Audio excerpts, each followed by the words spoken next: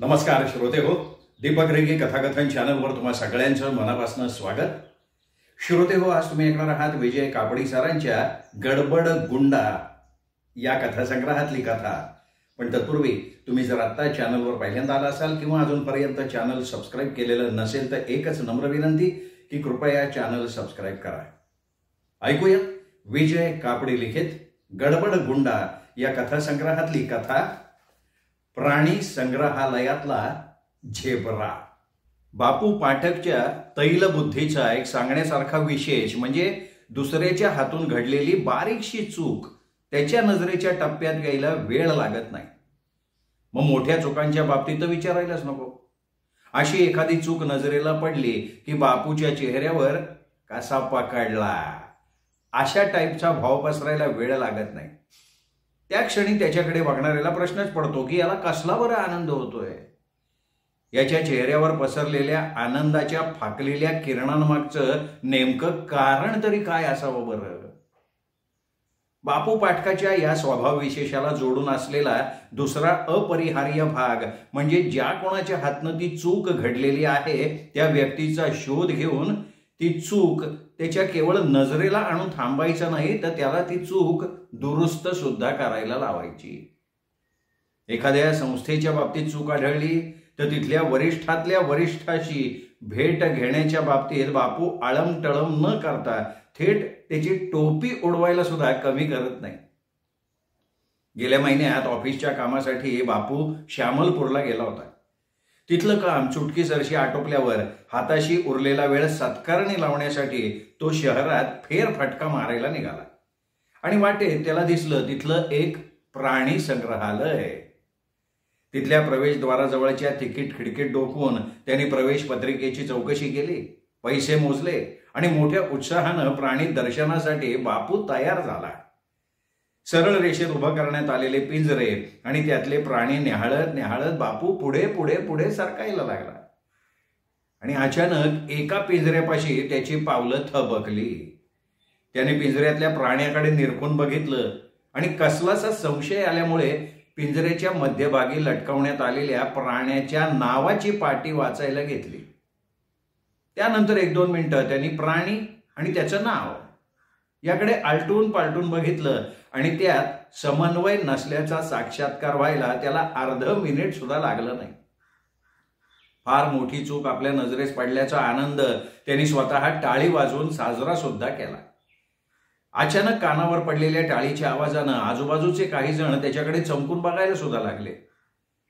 पण बापूंनी त्यांच्याकडे एवढंच सुद्धा लक्ष न देता पुन्हा एकदा आपली खात्री करून घेण्यासाठी पिंजऱ्यातला प्राणी आणि त्याच्या नावाची पाटी याकडे लक्षपूर्वक बघितलं आणि त्याची खात्रीच पटली की पिंजऱ्यातला प्राणी हा झेब्रा नाही तर चक्क गाढव आहे. गाढवाच्या अंगावर असे काळे पांढरे पट्टे रंगवले म्हणजे गाढवाचा झेब्रा होतो काय. बापूनं स्वतःलाच प्रश्न विचारला आणि उत्तरही स्वतःच देऊन टाकलं, केवळ असंभवनीय. अचानक एक शंका बापूच्या डोक्यात डोकावली. पिंजऱ्यातल्या झेब्र्याला गाढव समजण्यात आपली काही चूक होत नाहीये ना. कारण गाढवाला त्यांनी याआधी कितीतरी वेळा पाहिलं असलं तरी प्रत्यक्षातला झेब्रा मात्र त्यांनी कधी बघितला नव्हता ना. नाही म्हणायला ॲनिमल प्लॅनेट चॅनलवर त्यांनी झेब्र्याचं दर्शन घेतलं होतं.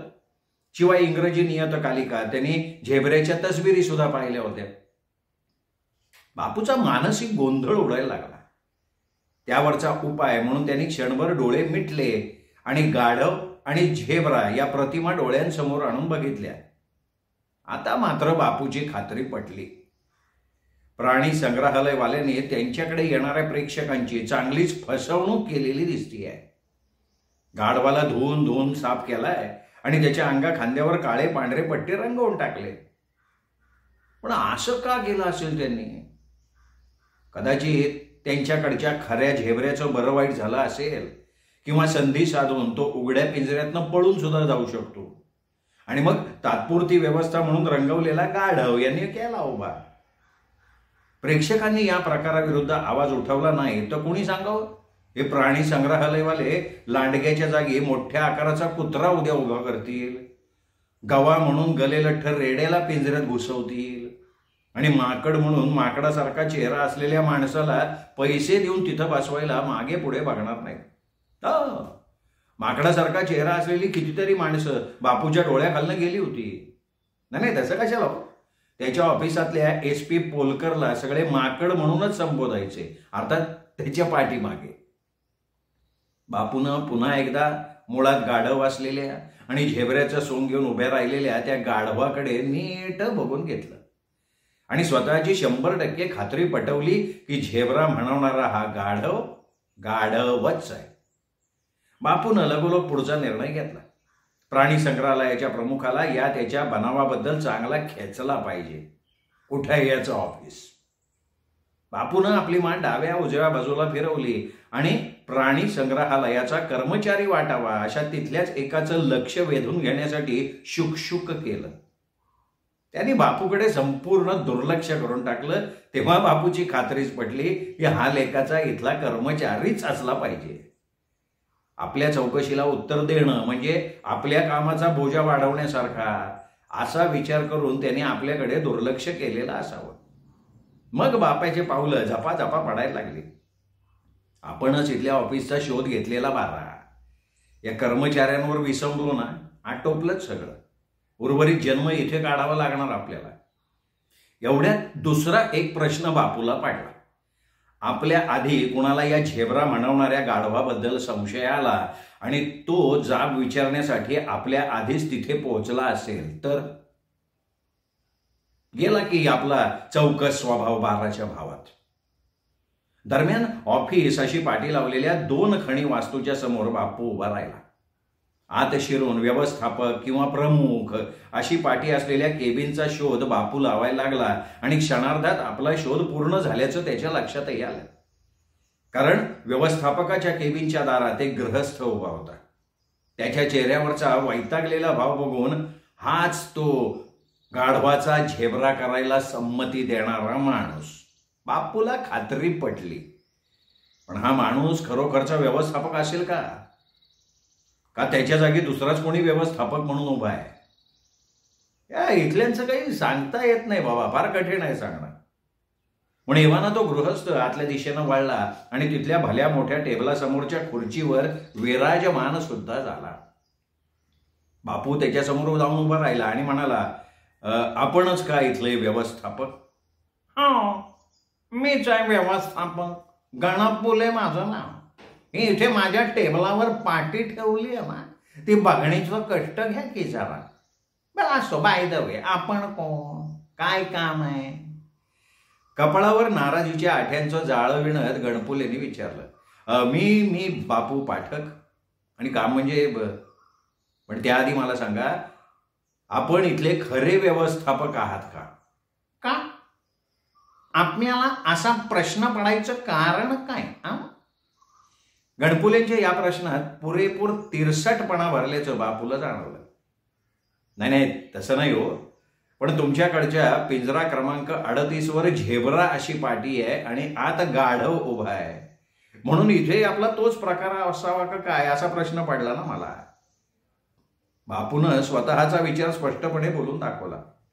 काय म्हणताय? काय झेब्रेच्या जागी गाढव? नीट पाहिलं का? नीट पाहिलं? हो. तुम्ही डोळ्यांवर लावायला चष्मा आणलाय, पण तो छातीवर लोंबकळत ठेवलाय. तो चष्मा नीट लावा आधी आणि आत जाऊन परत बघून या. चला निघा, चला. माझा हा चष्मा आहे ना, हा केवळ वाचण्यापुरता आहे. आणि नीट पाहिलंय मी. तुमच्याकडचा तो झेब्रा मुळात झेब्रा नाहीच आहे. गणपुले काही क्षण मग बापूकडे रोखून बघत म्हणाले, काय आहे, तुमचा गैरसमज झालेला आहे बरं का. तो झेब्राच आहे, 100% झेब्रा. मला सांगा, याआधी तुम्ही झेब्रा कधी बघितलाय का? माझी खात्री आहे बरं का, तुम्ही खऱ्या झेब्र्याला कधी पाहिलेलंच नाही आहे. झेब्रा पाहिलेला नाही म्हणून काय झालं? गाढवाला तर पाहिलंय ना मी.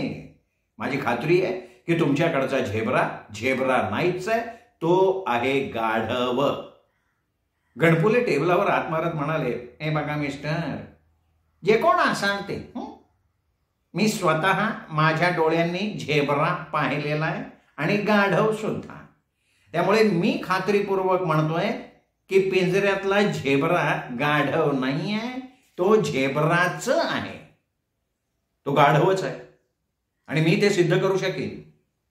बापू पाठकनं टेबलावर हात मारत म्हटलं, तुम्ही सिद्ध करा, ते गाढव आहे असं तुम्ही सिद्ध करा.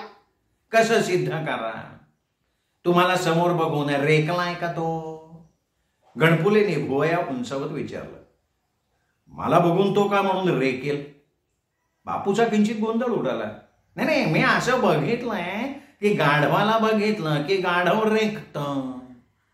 मिस्टर, तुम्ही माझा अपमान करताय बरं का. मला गाढव म्हणताय तुम्ही? तुम्ही मला बादलीवर पाणी दिलं ना तर मी तुमच्या डोळ्यांसमोर सिद्ध करू शकतो की या पिंजऱ्यातला झेब्रा नाहीच आहे, तो गाढव आहे. मला पाण्याने भरलेली बादली हवी आहे. बादली ती कशासाठी? त्यानं काय होणार आहे? तुम्हाला एक जुनी पण मार्मिक गोष्ट आठवते का बघा. मेंदूला जरा ताण द्या, पण त्याआधी डोक्यात मेंदू आहे का ते नीट बघा. काय सांगताय मिस्टर? तुम्ही माझा अपमान करताय तुम्ही माझ्या डोक्यातल्या मेंदूच्या अस्तित्वाबद्दल संशय घेताय तुम्ही. मग त्यात काय झालं? मगाशी तुम्ही मला गाढव नाही का म्हणाला, त्या अपमानाचं उट्ट काढलं मी. ते असो. या प्रसंगी मला एक जुनी गोष्ट आठवली आहे, ती सांगतो. 16व्या शतकात विजयनगरचा राजा कृष्णदेवराय याच्या दरबारात तेनालीराम नावाचा एक बुद्धिमान पुरुषोत्तम होता. एक दिवशी दरबारात एका पोपटविक्यानं पंचरंगी पोपट आणला आणि त्याच्या बदल्यात अव्वाच्या सव्वा पैसे मागायला लागला. राजानं पोपटाच्या खरेपणाची परीक्षा घ्यायचं काम तेनालीरामवर सोपवलं आणि तेनालीरामनं तो पोपट पंचरंगी नसल्याचं सिद्ध केलं. आठवतीये का गोष्ट? नाही, मला नाही आठवत आहे, पण त्याचा इथे संबंध काय? संबंध आहे तो आहे संबंध. तेनालीरामनं त्या पंचरंगी पोपटावर बादलीभर पाणी उडवलं आणि त्या पोपटाच्या अंगावरचे सगळे रंग म्हणजे मूळ पोपटी रंग सोडून पाण्यात वाहून गेले होते. मला तुम्ही बादलीभर पाणी उपलब्ध करून दिलं तर मी तुमच्या त्या झेबऱ्याच्या अंगावर पाणी टाकेन, म्हणजे त्याच्या अंगावरचे काळे पांढरे पट्टे जातील पाण्यात वाहून आणि त्या झेबऱ्याच्या जागी तुम्हाला दिसेल गाढव. बापूनं जणू गणपुल्यांना आव्हानच दिलं. व्यवस्थापक गणपुलेंनी बापूकडे रोखून बघितलं आणि म्हणाले, नाही, क्षणभर समजा मी तुम्हाला दिलं बादलीभर पाणी आणि तुम्ही ते झेबऱ्याच्या अंगावर टाकलं सुद्धा आणि तुम्ही म्हणता तसा त्याच्या अंगावरचा रंग पाण्यात वाहून गेलाच नाही तर मग तर काय? बापूला क्षणभर काय बोलावं ते सुचेना. बापू काही क्षण गडबडल्यासारखा दिसायला लागला. तीच संधी साधून गणपुले म्हणाले, तर मग मी असं करेन, मी म्हणतो की मी बादलीभर पाणी तुमच्या अंगावर टाकतो, तुमच्या जागी मला गाढव दिसायला लागेल. चालेल? गणपुलेच्या या प्रस्तावावर बापू भडकला आणि म्हणाला, हे बघा मिस्टर, तुम्ही कोण असाल ते थोडं सांभाळून बोला. तुम्ही माझा दुसऱ्यांदा अपमान करताय, मला गाढव म्हणताय तुम्ही. तर मग मी तुमच्या अंगावर काळे पांढरे पट्टे रंगवायला लागेन, म्हणजे तुम्ही गाढवाच्या ऐवजी झेब्रा दिसायला लागाल. गणपुले आपल्याच विनोदावर खळखळून हसायला लागले. बापूच्या अंगाचा तिळपापड झाला. काय व्यवस्थापक आहे हा? खराच व्यवस्थापक आहे का आपल्याला मगाची शंका आली होती तसा दुसराच कोणी इथं वाचलाय? आणि मग पुढच्या क्षणी 3-4 जण आत आले. त्यांच्या गणवेशावरनं ते तिथले कर्मचारी असावे. त्यातला एक जण गणपुलेंच्या जवळ गेला. आदवीनं म्हणाला, साहेब काय झालंय साहेब? शांत व्हा. एवढ्या मोठ्यांदा हसणं चांगलं नाही तुमच्या प्रकृतीला साहेब. डॉक्टरनी सांगितलंय ना साहेब तुम्हाला. आणि टेबलावरचा पाण्याचा ग्लास पुढे करत तो म्हणाला, साहेब पाणी प्या, बरं वाटेल बरं तुम्हाला, घ्या पाणी घ्या. एवढ्यात त्यांच्यातल्या एकाचं लक्ष बापूकडे गेलं. आपण कोण आहे? काय काम काय काढलं आपण? आणि बापू तिथल्या झेब्रा किंवा गाढवाबद्दल सांगायला जाणार तोच तो म्हणाला, आधी तुम्ही जरा बाहेर या तुम्ही. दोघंही केबिनच्या बाहेर आले आणि मग तो बापूला सांगायला लागला, गेले महिनाभर आहे ना इथं लय विचित्र प्रकार चाललाय. आमच्या इथल्या एका पिंजऱ्यातला झेब्रा आज झेब्रा नसून गाढव असल्याचा संशय काय 1.5 चाण्यांना येतोय. आणि मग लय मोठा शोध लावल्याच्या आनंदात ते इथं येतात आणि आमच्या साहेबाशी वाद घालत बसतात. खरं सांगू का, पिंजऱ्यातला झेब्रा आहे ना तो झेब्राच आहे पैसे मोजून परदेशातनं मागवलाय राव. त्याच्या झेब्रा असण्याच्या सगळ्या परीक्षा तज्ज्ञांकडनं झाल्यानंतर आम्ही इथं त्याचा स्वीकार केलेला आहे. एक मात्र खरं आहे की हा आमच्याकडचा जो झेब्रा आहे ना, हा एरवीच्या झेब्राच्या तुलनेत उंचीला थोडा कमी आहे. त्याचे कान बी थोडेसे मोठे आहेत. त्यामुळे ना काहींना तो गाढव असावा का काय असा संशय येतोय. पण मी सांगतो तो 100% झेब्राचे. आणि काय झाले आता त्याच्याबद्दल खुलासा करून करून करून करून आमचे साहेब लय वैतागले. मग एवढं सगळं सांगून बी कोणी शंका व्यक्त केली का मग जातो त्यांचा तोल आणि मग ते काहीतरी आदवा तदवा बोलतात आणि विचित्र आवाजात खादा खादा खादा हसायला लागतात राव. आणि एवढं सगळं सविस्तर सांगून बापू पाटकाकडे चौकस नजरेनं बघत तो म्हणाला, पण माझी खात्री बरं का साहेब, तुम्हाला तो प्रश्न पडलेलाच नसणार रे. तुमच्या आधी कुणीतरी दुसरा आला असणार, त्याने साहेबाला आमच्या वैताग आणलेला असणार. कसं आहे, तुम्ही जरा समजूतदार दिसताय साहेब. अशा प्रकारचा झेब्रा का गाढव हा प्रश्न तुम्हाला पडणं शक्यच नाही ना. मग आता मला सांगा साहेब, तुम्ही कोणचं काम घेऊन आमच्या साहेबाकडे आलता तुम्ही? बापून एकूण परिस्थिती जाणून आपला पवित्रा बदलला आणि म्हणाला, नाही मला तसा प्रश्न पडलेलाच नाही बरं का. नाही, मला नाही तो प्रश्न पडला. मी कशासाठी आलो होतो? मी याच्यासाठी आलो होतो की तुमच्या साहेबांचं मला अभिनंदन करायचं होतं. हे प्राणी संग्रहालय त्यांनी किती उत्तम स्थितीत ठेवलंय नाही का, ते अभिनंदनाला पात्र आहे तुमचे साहेब. पण मला बघताच का कोणाच ठाऊक ते एकदम हसायला लागले जोरजोरात. आणि मग तुम्ही सगळेजण आत आलात नाही का. आता मी असा जातो परत आतमध्ये, त्यांचं राहिलेलं अभिनंदन करतो आणि परत येतो लगेच. नाही नाही नको, तुम्ही आता आज जाऊ नका. नाही आज जाऊ नका हो तुम्ही. कोणताही अपरिचित माणूस आत आलेला दिसला ना का त्यांना वाटतं तो तीच तक्रार घेऊन आलाय, झेब्रा आहे का गाढव आहे. मग ते घेतात खुलासा करायला, आवर्जून सांगतात तो गाढव नाही झेब्राचे. तुम्ही असं करा, प्राणी संग्रहालय तुमचं बघून झालं असेल ना तर तुम्ही आपले घरी निघा. तुमचं अभिनंदन मी पोचवतो आमच्या साहेबाकडं, त्यांच्याजवळ पोचवतो मी, त्यांच्या सवडीने पोचवेल बरं का. पण आणि एवढं सगळं म्हणून त्याने बापू पुढे हात जोडले. एवढ्यात बापूला नवीन काहीतरी सुचलं. मोठ्या आत्मविश्वासानं बापू म्हणाला, तुम्हाला मी एक सुचवतो बरं का. तुमच्या त्या झेब्रा का गाढव या समस्येवर माझ्यापाशी एक तोडगा आहे बरं का. नुकताच सुचला मला, मी आत्ताच सुचला मला. तुम्ही एक काम करा, पिंजऱ्यावरच्या पाटीच्या मजकुरात आहे ना बदल करा. हा गाढव नाही तर हा झेब्राच आहे असं लिहिलेली पाटी तुम्ही तिथे लावून टाका. हे ऐकल्याबरोबर तो कर्मचारी हसायलाच लागला. त्याच्या हसण्याच्या पद्धतीत, आवाजात गणपुले साहेबांच्या हसण्याच्या आवाजाशी इतकं म्हणून साम्य होतं की क्षणार्धात आणखीन काही कर्मचारी त्याच्या दिशेनं धावत आले, त्याची समजूत काढायला लागले. शांत व्हा, शांत व्हा, शांत व्हा, पाणी देऊ का असं म्हणायला लागले आणि विलक्षण क्रुद्ध नजरेनं ते बापूच्याकडे बघायला लागले. घाबरलेला बापू पळत सुटला. क्षणाक्षणाला पळण्याचा वेग वाढवत बापू तिथनं जणू अदृश्यच झाला. मित्रांनो, ही होती विजय कापडी सरांची कथा, प्राणी संग्रहालयात झेब्रा. कथा कशी वाटली कमेंट करून जरूर कळवा.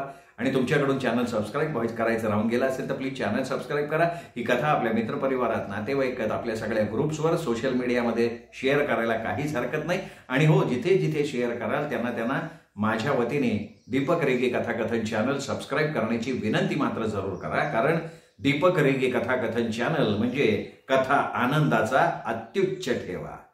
नमस्कार मित्र, भेटूयात पुन्हा अशा उत्तम कथांसह.